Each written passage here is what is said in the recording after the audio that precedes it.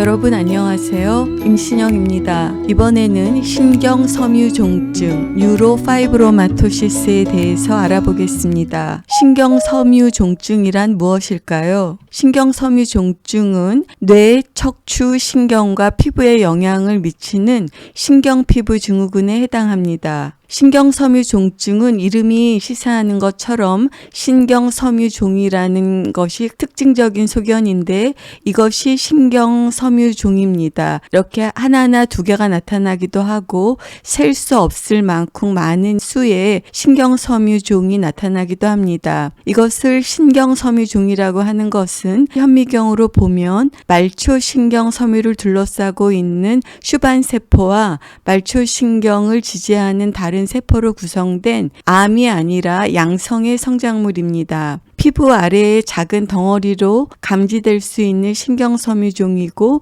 이것은 일반적으로 사춘기 이후에 나타나기 시작합니다. 신경섬유종증은 가장 흔한 것이 일형으로서 예전에는 이것을 처음으로 기술한 분의 이름을 따서 폰 레클링하우젠 병이라고도 불렀습니다. 뉴로파이브로마토시스 타입 1이라고 하고 이것은 비교적 흔한 질환이라서 약 3,000명 중에 1명 정도로 발생해서 가장 흔한 단일 유전자 질환 중에 하나입니다. 다운 증후군은 800분의 1의 빈도로 발생하지만 다운 증후군은 단일 유전자 질환이 아니라 21번 염색체 전체가 하나가 더 있는 3염색체 질환 중에 하나입니다. 제1형 신경섬유종증은 가장 흔한 단일 유전자 질환 중에 하나입니다. 신경섬유종증의 가장 특징적인 소견인 신경섬유종은 피하 조직이나 피부 내 또는 척수 바로 바깥쪽과 같은 말초신경을 따라 나타나고 때로 이러한 종양은 뇌나 눈을 연결하는 시신경에서 발생합니다. 또한 뼈나 근육 등도 영향을 받을 수 있습니다. 제2형 신경섬유종은 1형에 비해서는 드물게 나타나서 35,000명 중에 1명 정도로 나타나고 제2형 신경섬유종증은 귀와 뇌를 연결하는 청신경의 종양을 유발하고 이것을 청신경종, 어큐스틱 뉴로마라고 합니다. 신경섬유종증 1형의 유병률은 약 3,000명 중에 1명으로 추정되기 때문에 우리나라의 2021년의 출생아 수는 26만 500명이었습니다. 따라서 2021년 한 해에 약 80명에서 90명 정도의 신경섬유종증 1형의 아이가 출생했을 것으로 추정할 수 있습니다. 비교적 흔한 유전 질환 중에 하나입니다. 신경섬유종증의 원인은 NF1이라는 유전자의 이상으로 발생하는데 신경섬유종증의 약 반은 부모로부터 유전됩니다. 즉 부모가 신경섬유종증이 있고 그 유전자를 받아서 아기가 발생하는 것이 약 반 정도 있고 나머지 반 정도의 신경섬유종증은 부모가 정상이지만 자연적으로 발생하는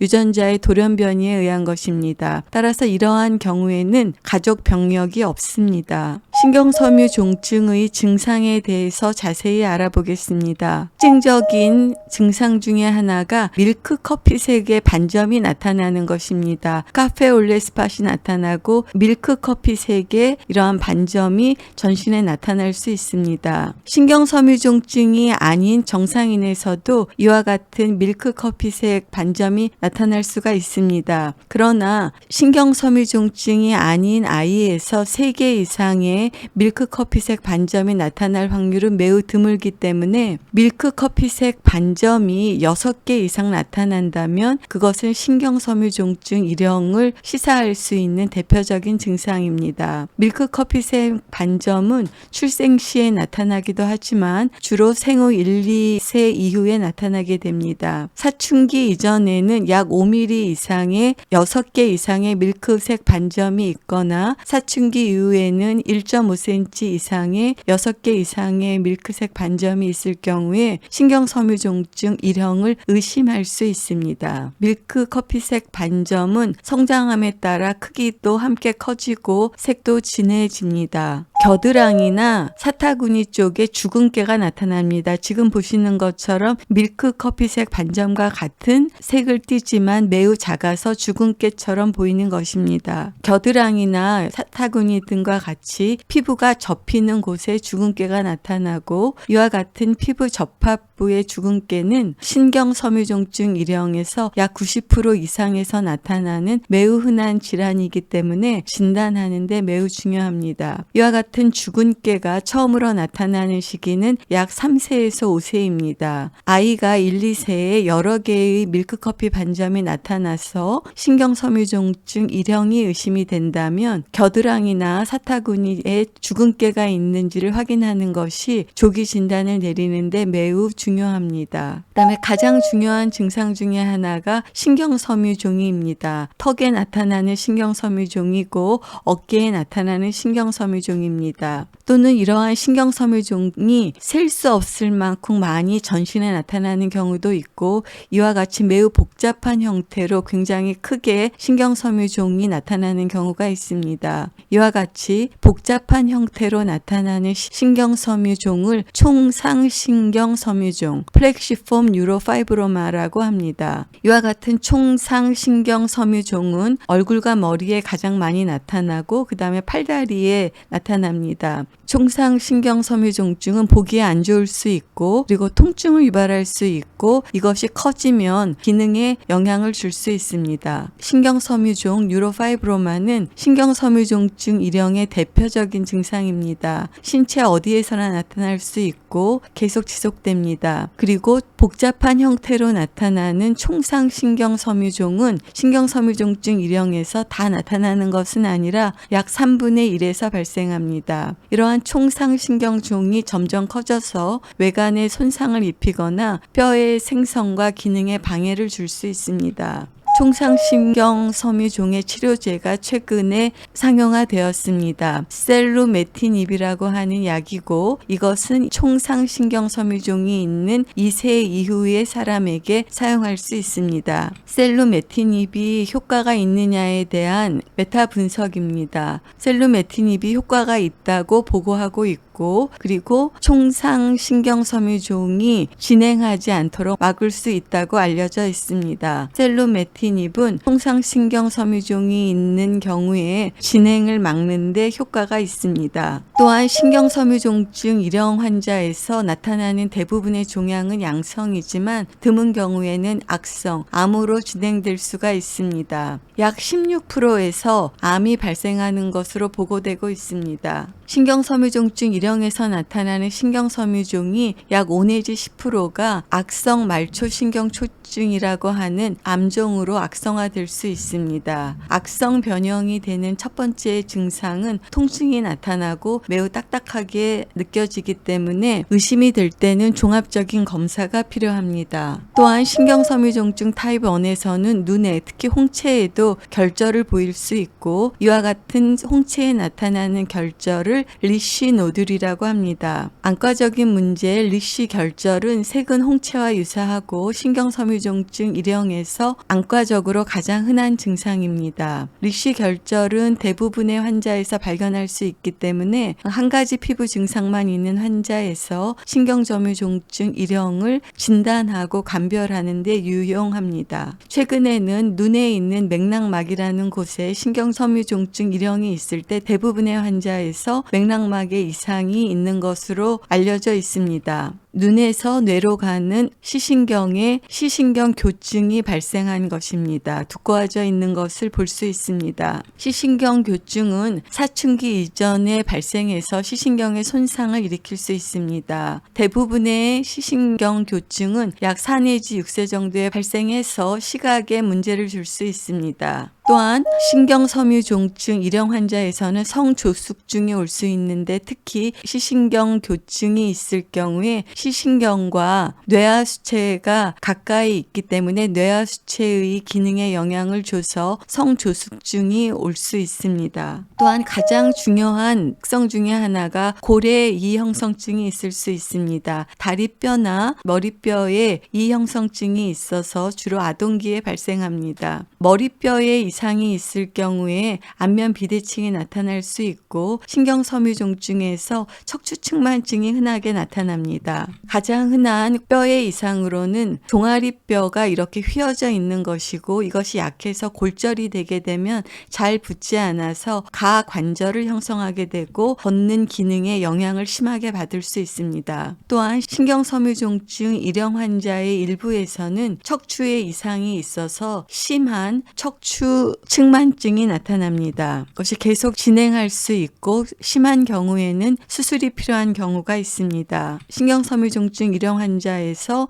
척추측만증이 많이 나타나는데 대부분의 척추측만증은 그리 심하지 않은 척추측만증이고 일부에서 척추의 변형이 심하게 나타나는 심한 척추측만증을 보일 수 있습니다. 또한 머리뼈의 저평골이라고 하는 곳에 이와 같은 이형성증이 나타나서 안면 비대칭이 나타날 수 있습니다. 이 부분이 저평골이라고 하는 뼈인데 오른쪽 저평골이 왼쪽과 달라서 안면부에 비대칭이 나타날 수 있습니다. 또한 신경섬유종증 환자의 많은 경우에서 학습 장애를 보이고 또한 주의력 결핍, 과잉행동 장애를 보이는 경우가 흔합니다. 이것은 신경섬유종증 타입 1 환자의 인지에 대한 메타 분석입니다. IQ도 신경섬유종증이 있는 경우에 조금 낮은 것으로 보여지고 있고 언어 지연도 있고 학습 장애도 많이 나타납니다. 또한 신경섬유종증에서 소아를 포함해서 모든 환자에서 고혈압이 나타날 수 있고 고혈압의 원인은 동맥의 협착과 드문 경우에는 갈색 세포종이라는 종양과 관련해서 고혈압이 발생할 수 있습니다. 따라서 신경섬유종증 일형이 있는 소아와 성인에서는 고혈압이 있는지에 대한 주기적인 평가가 필요합니다. 이것은 신경섬유종증 일형 환자에서 동맥이 이와 같이 좁아져 있는 것을 볼 수 있고 이와 같은 동맥의 이상으로 고혈압이 발생할 수 있습니다. 약 20%의 신경섬유종증 일형 환자에서 고혈압이 동반됩니다. 또한 신경섬유종증 일형 환자에서는 두통이나 간지를 보이는 경우가 많이 있습니다. 신경섬유종증 환자의 여러 가지 증상에 대해서 정리해 보겠습니다. 밀크 커피색 반점이 거의 대부분 98%에서 나타나고 주근깨가 84% 정도에서 나타납니다. 신경섬유종이 91%에서 나타나고 주의력 결핍, 과잉행동 장애가 70%에서 나타납니다. 척추측만증이 약 45%에서 나타나고 그리고 총상 신경섬유종증도 30%에서 약 40%에서 나타납니다. 신경섬유종증은 피부, 골격계, 신경 등의 다양한 증상을 보이는 유전 질환으로 1882년에 처음 보고되었습니다. 특징적인 증상은 피부에 밀크커피색 반점이 있는 것, 겨드랑이와 사타구니에 주근깨가 있는 것, 그리고 신경섬유종이 있고 홍채에 결절이 보일 수 있습니다. 그리고 시신경에 종양이 나타날 수 있고 골 형성에 장애가 나타날 수 있으며 척추측만증, 학습 장애가 나타나고 신경섬유종증 일형에서는 저신장증이 나타날 수 있습니다. 신경섬유종증 일형의 증상은 아기가 성장할수록 증상이 더 많아지고 심각해지는 진행성 질환입니다. 그러나 일부에서는 진행되지 않고 변형되지 않는 증상을 보이는 경우도 있습니다.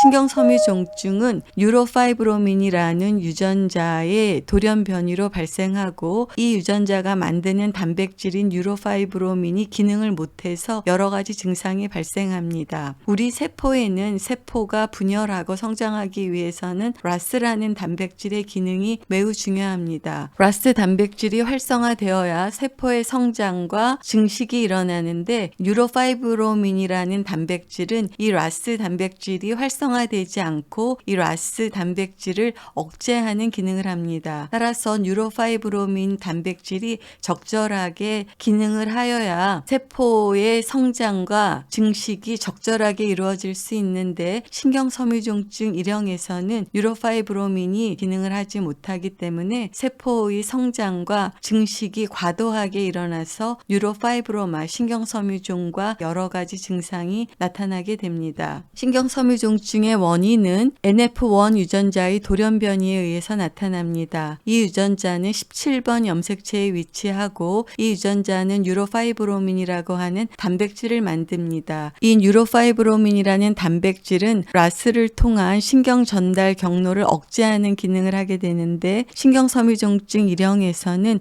NF1 유전자가 기능을 잘하지 못해서 RAS 단백질을 통한 신호 전달이 증가하기 때문에 세포의 성장과 증식이 과도하게 나타납니다. 따라서 세포가 정상적으로 자라나고 분열되는 과정을 조절할 수가 없게 돼서 결과적으로 종양은 신경을 따라서 전신에 산발적으로 나타나게 됩니다. 신경섬유종증은 상염색체 우성 유전 질환이고 신경섬유종증의 50%는 부모로부터 유전되고 50%는 가족력이 없는 새로운 돌연변이에 의해서 나타납니다. 따라서 신경섬유종증 1형이 의심이 되면 17번 염색체에 존재하는 NF 유전자의 염기 서열을 통해서 돌연변이가 있는지를 확인하게 됩니다. 신경섬유종증 2형은 22번 염색체에 위치하는 NF2 유전자의 결함에 의해서 발생합니다. 따라서 신경섬유종증 1형을 진단하기 위해서는 밀크커피색 반점이 6개 이상 있어야 되는데 사춘기 이전에는 5mm 이상이어야 되고 사춘기 이후에는 더 큰 것이 6개 이상 있어야 합니다. 겨드랑이나 사타구니에 주근깨, 그리고 신경섬유종이 2개 이상 있는 것, 그리고 시신경 교정이 있거나 리쉬 결절이 있거나 맥락막에 이상이 있는 것, 그리고 뼈의 저평골이나 다리뼈 등에 이 형성증이 있는 경우 또는 NF1 유전자의 병적인 변이를 발견하는 것, 이와 같은 증상이 적어도 2개 이상 있으면 신경섬유종증 타입 1으로 진단할 수 있습니다. 또는 가족력이 있는 경우에는 가족력이 있고 이 증상 중에서 하나만 있어도 신경섬유종증 1형으로 진단할 수 있습니다. 신경섬유종증 2형은 NF2 유전자의 이상으로 뉴로파이브로민 2 또는 이 단백질을 멀린 단백질이라고 하는데 이 단백질도 세포의 성장과 증식을 억제하는 데 중요한 역할을 하는 단백질인데 신경섬유종증 2형에서는 이 단백질이 기능을 하지 못하기 때문에 비정상적인 세포의 성장과 분화가 이루어지게 됩니다. 특징적인 소견으로는 8번 뇌신경, 청신경과 전정신경의